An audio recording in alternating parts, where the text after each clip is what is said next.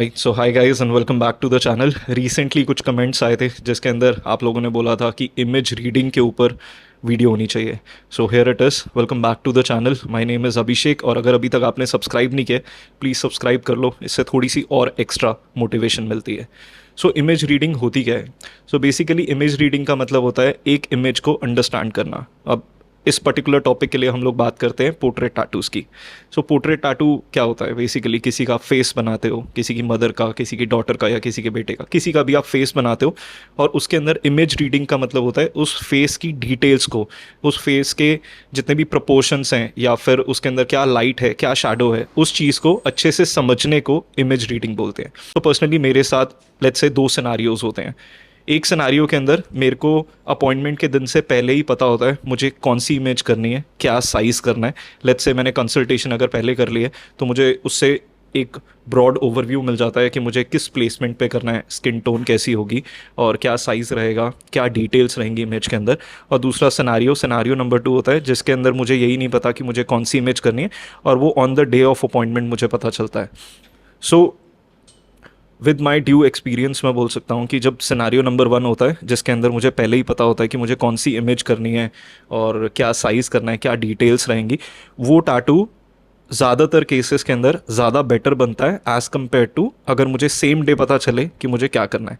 और इसके पीछे सबसे बड़ी रीज़न ही है कि मैं इमेज को लेके उसको रीड कर पाता हूँ, उसको समझ पाता हूँ, थोड़ा सा अपने आप को प्रिपेयर कर पाता हूँ कि डिटेल्स क्या हैं, क्या लाइट्स हैं और क्या शैडोज़ हैं। सो इमेज रीडिंग के अंदर कुछ इंपॉर्टेंट पॉइंट्स होते हैं जिनको मैं पर्सनली कंसिडर करता हूँ और आज की वीडियो के अंदर मैं आपसे वो शेयर करना चाहूँगा। सो सबसे पहले तो सबसे मोस्ट इंपॉर्टेंट चीज़ जो है वो है चूजिंग द राइट इमेज। अब कोई भी अपना पोर्ट्रेट करवाना चाहता है, ज़्यादातर केसेस के अंदर उनके पास काफ़ी सारी रेफरेंस इमेजेस होती हैं। सो मैं प्रेफर करता हूँ कि मैं क्लाइंट के साथ बैठूँ और सारी इमेजेस, लेट्स से पर्सन ए को अपनी मदर का पोर्ट्रेट बनवाना है। सो जब वो कंसल्टेशन के ऊपर आते हैं तो मैं प्रेफर करता हूँ कि जितनी भी इमेजेस उनको पसंद है सबसे पहले तो वो अपनी शॉर्टलिस्ट कर लेते हैं, एक फेवरेट फोल्डर के अंदर डाल लेते हैं और उसके बाद मैं उनको बोलता हूँ वो मेरे को शेयर करते हैं एंड देन हम दोनों साथ में बैठ के डिस्कस करते हैं कि किस इमेज के अंदर वो पोर्ट्रेट बेटर बनेगा। अब सारी इमेजेस अच्छी होती हैं बट कुछ इमेजेस होती हैं जिसके अंदर लाइट और शैडोज ज़्यादा बेटर दिख रही होती हैं। एक एग्जांपल के लिए कुछ टाइम पहले मैंने एक पोर्ट्रेट किया था और जो क्लाइंट को इमेज पसंद थी वो इमेज थी एक वेडिंग इवेंट की। सो मदर गई थी वेडिंग के ऊपर और उस इवेंट की थी। अब वो जो मदर थी वो एक डीजे के सेट के पास में खड़ी हुई थी जब फोटोग्राफर ने इमेज खींची थी। But as a portrait point of view उस इमेज के अंदर जो डीजे का सेट था उससे ब्लू कलर की हार्श लाइट आ रही थी और वो भी सिर्फ हाफ ऑफ द फेस के अंदर। सो अगर आप ब्लैक एंड ग्रे चैनल्स में जाके देखोगे फोटोशॉप के अंदर, आप किसी भी कलर्ड इमेज को जब ब्लैक एंड ग्रे में शिफ्ट करते हो तो जो भी कलर्स होते हैं वो जब ब्लैक एंड ग्रे में हम डीसैचुरेट करते हैं तो उनका अफेक्ट एक्चुअल टैटू के ऊपर पड़ता है। सो एक साइड पे जब अगर इमेज के अंदर ब्लू आ रहा है उसको आप डीसैचुरेट करोगे तो वो पार्ट ज़्यादा डार्क दिखेगा एज़ कम्पेयर टू जो दूसरा वाला पार्ट है और इसी वजह से वो पर्टिकुलर इमेज परफेक्ट नहीं थी एक पोर्ट्रेट टैटू के लिए। और जब मैंने क्लाइंट को वो चीज़ फोटोशॉप में करके दिखाई, आईपैड के ऊपर रादर मैंने करके दिखाई, तो उसके बाद उन्होंने भी एग्री किया कि ये पर्टिकुलर फोटोग्राफ अच्छी नहीं है और उसके बाद हमने कंक्लूड किया कि हम कोई और फोटोग्राफ का यूज़ करेंगे। So choosing the right image is very important. अब दूसरा पॉइंट आता है कि अगर इमेज ब्लर है तो क्या करना है। सो काफ़ी केसेस के अंदर क्या होता है, अगर इमेज बहुत ज़्यादा पुरानी है, लेट्स से काफ़ी टाइम पहले डिमाइस हो गया क्लाइंट के पेरेंट्स का या किसी का भी, उस केस के अंदर आप एआई के थ्रू, आज के टाइम पे ये चीज़ बहुत अच्छी है, एआई के थ्रू आप उस इमेज को रीजनरेट कर सकते हो या इन्हांस कर सकते हो।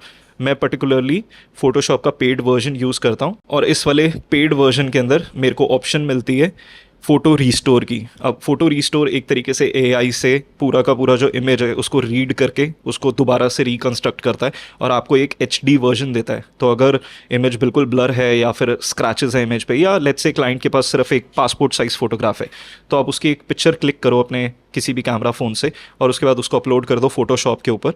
फोटोशॉप पे जाने के बाद आप फ़िल्टर पे क्लिक करोगे, न्यूरल फिल्टर्स पे क्लिक करोगे और उसके बाद वहाँ पे आपको ऑप्शन मिलेगी फ़ोटो रीस्टोर की। अब ये जो पर्टिकुलर फीचर है ये सिर्फ और सिर्फ पेड फोटोशॉप के अंदर अवेलेबल है, बट डेफिनेटली अगर आप इसमें नहीं जाना चाहते हो, आप सिर्फ फ़ोन से एडिट करते हो, तो वहाँ पे भी आपके पास आज काफ़ी सारी एआई एप्लीकेशंस आ गई हैं। मैं कुछ नीचे डिस्क्रिप्शन के अंदर दे दूँगा जिनको आप ट्राई आउट करके देख सकते हो। और ज़्यादातर जितनी भी रादर सारी एप्लीकेशंस पेड हैं, बट आपको एक डेमो फीचर मिल जाएगा जहाँ पे आप ट्राई आउट करके देख सकते हो कि ये जो एनहांसिंग का फीचर है ये कैसे काम करता है। सो सबसे पहले तो इमेज सही होनी चाहिए, चूजिंग द राइट इमेज, और उसके बाद अगर आपकी इमेज बिल्कुल भी क्लियर नहीं है तो उसको आप एआई के थ्रू थोड़ा सा एनहांस करके देख सकते हो।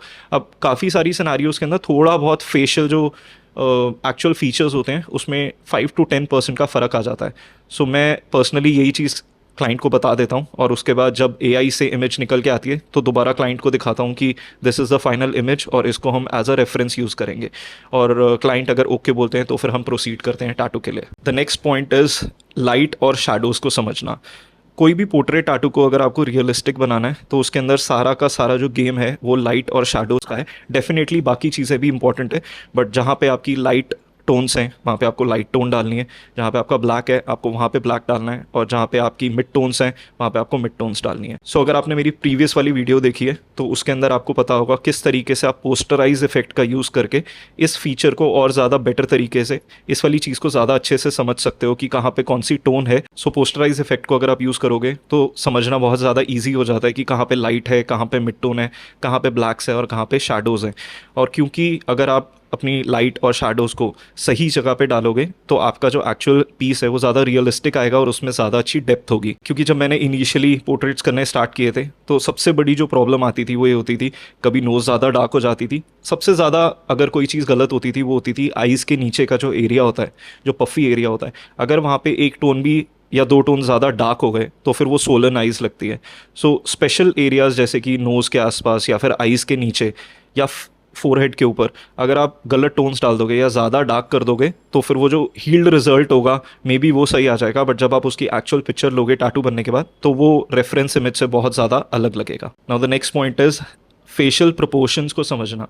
अब सब लोगों की नोज़ अलग अलग शेप की होती है, किसी की राउंड होती है, किसी की पॉइंटेड होती है, लिप्स भी सबके अलग होते हैं, सबकी मुस्ताच अलग होती है, सबकी जो आईलिड्स होती हैं वो भी अलग होती हैं। इवन जब हम इमेज को देखते हैं तो अगर इमेज बहुत अच्छी है तो इमेज के अंदर जो आई के अंदर कॉर्निया और रेटिना का एरिया होता है, कई इमेजेस के अंदर वो बहुत ज़्यादा क्लियर होता है और कई इमेजेस होती हैं जिसके अंदर वो बिल्कुल भी क्लियर नहीं होता। सो उस केस के अंदर हम लोग उसको पूरा पिच ब्लैक कर देते हैं, एक वाइट के लिए सिर्फ हाईलाइट की जगह छोड़ते हैं। कई लोगों के जो हेयर्स होते हैं वो स्ट्रेट होते हैं, कई लोगों के वेवी होते हैं, तो उसका भी फ्लो समझना बहुत ज़्यादा ज़रूरी होता है। सो ओवरऑल जो प्रोपोर्शन है, अगर आपके पास पहले ही इमेज आ चुकी है और आपके पास टाइम है, लेट्स से आपको कल टैटू करना है या परसों टैटू करना है या मे बी कुछ घंटे के बाद टैटू करना है, तो उस फ्लो को समझना और उस प्रोपोर्शन को समझना बहुत ज़्यादा ज़रूरी होता है। The next point is understanding the highlighting areas. अब ज़रूरी नहीं है कि हर इमेज के अंदर आपको वाइट बहुत ज़्यादा डालना है। अभी रिसेंटली मैंने जितने भी पोर्ट्रेट टैटूज़ किए हैं उसके अंदर मैं वाइट का बहुत मिनिमम यूज़ करता हूँ। ज़्यादातर केसेस के अंदर मैं लिप्स के अंदर करता हूँ, नोज़ के अंदर अगर कहीं पे लेट्स से एक फ़ीमेल का टैटू है और उसने ज्वेलरी डाली हुई है उन्होंने, तो मैं वहाँ पे करता हूँ। कहीं पे इमेज के अंदर मुझे दिख रहा है कि डेफिनेटली मेरे को ईयरिंग के अंदर करना है तो मैं वो भी करता हूँ। और आई बॉल्स जो हैं उसमें मैं मेक श्योर करता हूँ कि हर बार मैं आई बॉल के अंदर करूँ क्योंकि उससे वो और ज़्यादा रियलिस्टिक लगता है। पहले मैं क्या करता था, पहले मैं हेयर्स के अंदर भी बहुत ज़्यादा वाइट डालता था, बट रिसेंटली मैंने प्रेफर करना स्टार्ट किया कि मैं वाइट का बहुत मिनिमम यूज़ करूं, क्योंकि इंडियन स्किन टोन के ऊपर वाइट की कोई गारंटी नहीं है कि वो हमेशा ही अच्छा आएगा। ये आप टैटू करते करते भी आपको पता चल जाएगा कि जब आप वाइट डालते हो आपको जैसे ही टैटू खत्म होगा आपको एक ना आइडिया लग जाएगा कि वाइट कैसा आएगा हील होने के बाद। सो आइज़ के अंदर तो मैं डेफिनेटली डालता हूँ और उसके बाद मेरी प्रेफरेंस रहती है नोज़ और लिप्स की, बट हेयर्स के अंदर मैं आजकल बिल्कुल नहीं डालता हूँ, और ज्वेलरी के अंदर आप डालोगे तो और ज़्यादा अच्छा लगेगा।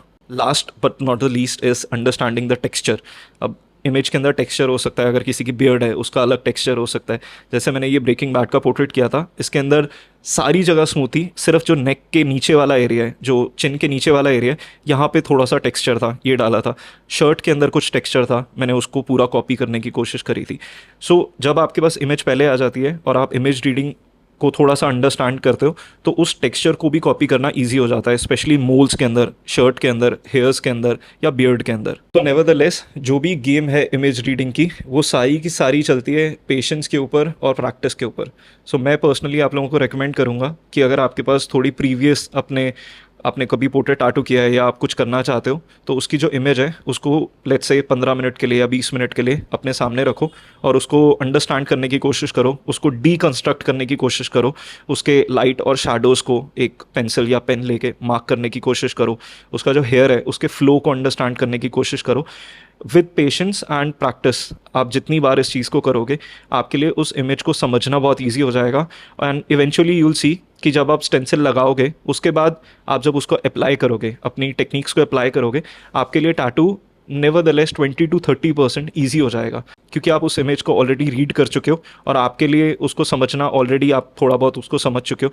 तो जब आप अपनी जो टेक्निकल नॉलेज है उसको लगाओगे तो वो ज़्यादा बेटर आपको रिजल्ट देगा। सो गाइज, आई होप आपको ये वीडियो अबाउट इमेज रीडिंग अच्छी लगी होगी। अगर आपके कुछ भी क्वेश्चंस हैं आप नीचे कमेंट करके पूछ सकते हो, and I will see you in the next video very soon.